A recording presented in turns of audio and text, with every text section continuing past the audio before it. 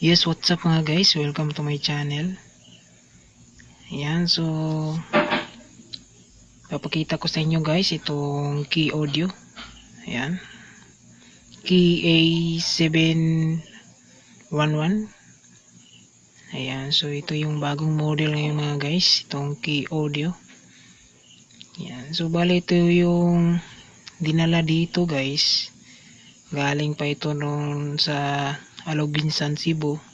Dinala dito para ipaayos. Kaya nga lang wala tayong stock dito na power transistor, kaya pending muna.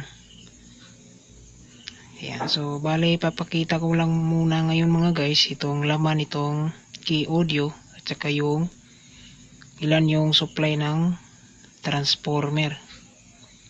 Ayan, so bago natin simulan guys, ang problem pala nito mga guys ay nagpro-protect. Yan, bali ilaw tong dalawang LED light. Kasi guys, itong amplifier na to separate yung kanyang volume.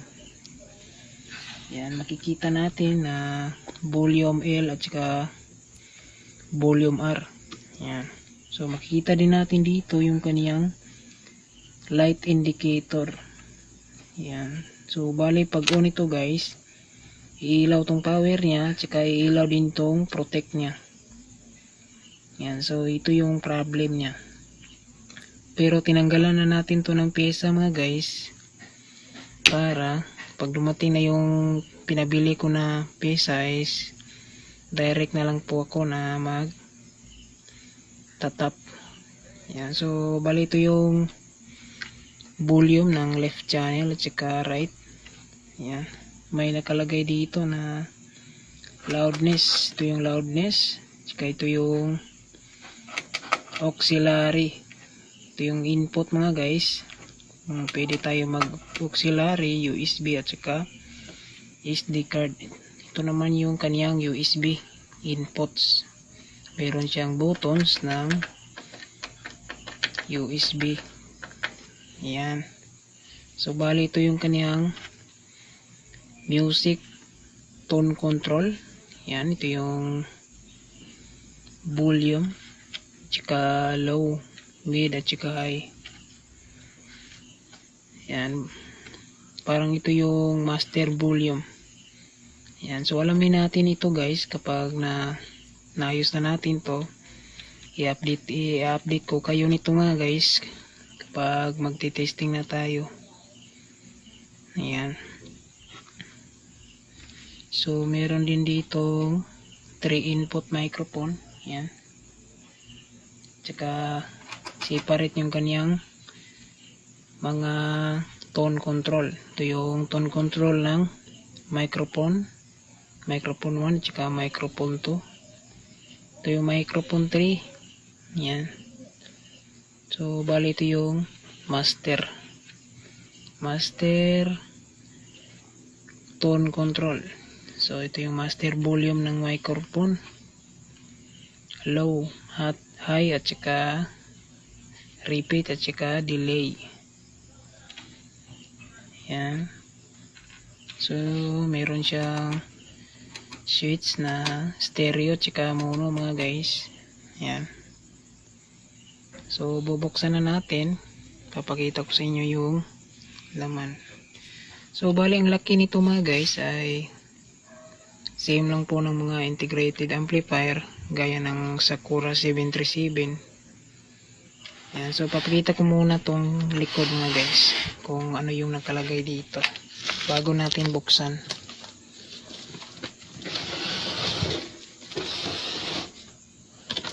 Ayan.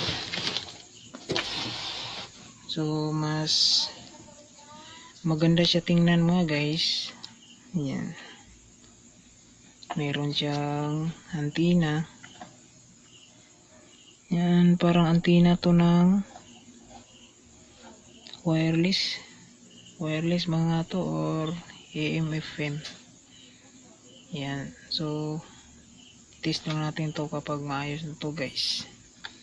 So meron siyang input, output.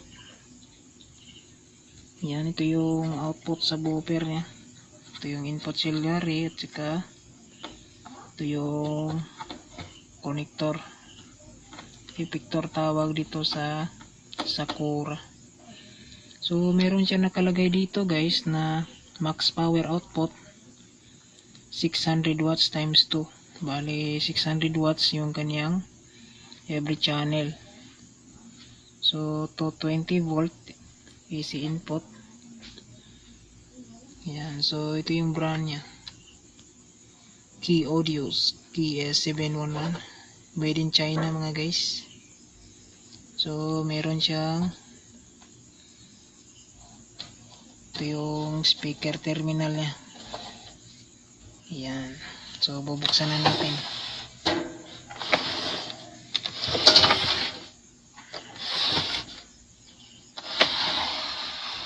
Yan, so tingnan na natin ang laman nito.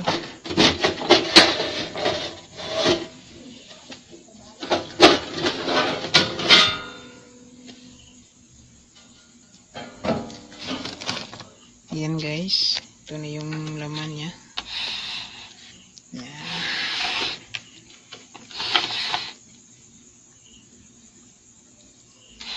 Yan, so bali meron siyang takip dito mga guys. Yan, may takip yung kanyang tone control. Yan. So hindi agad-agad malalagyan ng mga alikabok.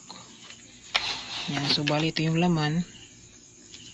Ito yung sinabi ko sa inyo na tinanggalan na natin ng power dahil mga shorted po siya. Pero ito yung isang channel lang po yung apektado dito. Yan. Tsaka ito yung isang channel ay okay naman.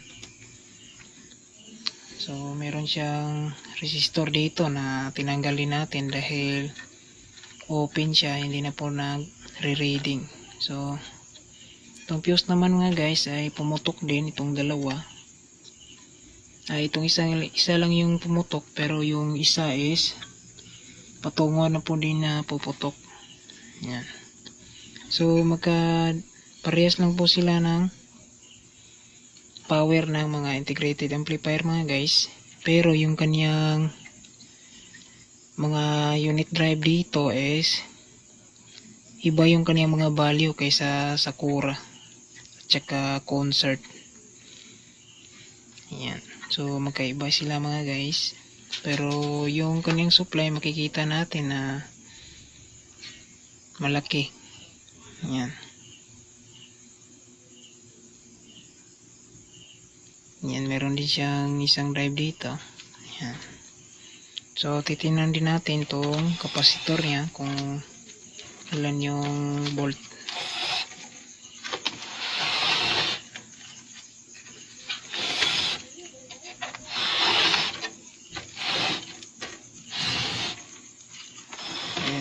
So ito yung kapasitor niya mga guys ay 10,000 UF 80 volt.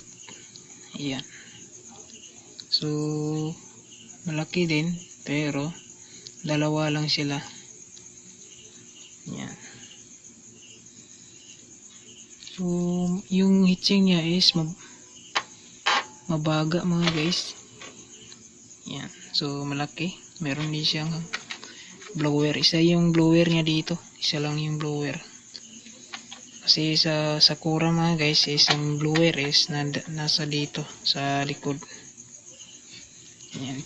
Tsaka ito yung kanyang relay. Ayan. So dito na tayo sa supply.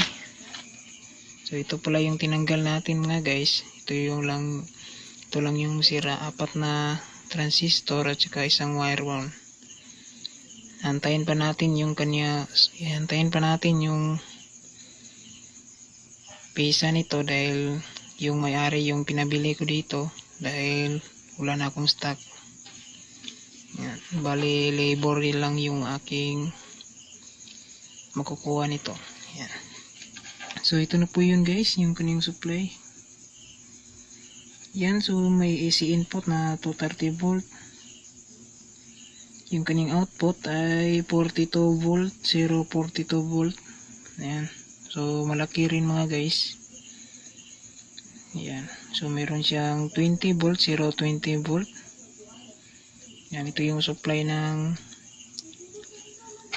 tone control. Tsaka ito namang 0-9 volt ay supply po to ng blower. Ayan. So yan lang po yung laman ng Key A711.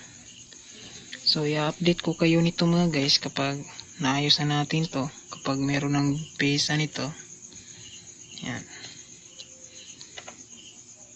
Yan. Maganda naman yung kanyang board. Tsaka nakaseparate yung kanyang mga unit drive. Yan. So nasa gitna yung capacitor. Ayan. So yun lang po guys yung laman ng KA711. Ayan.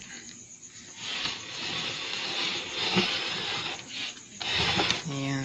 So ito yung harap niya.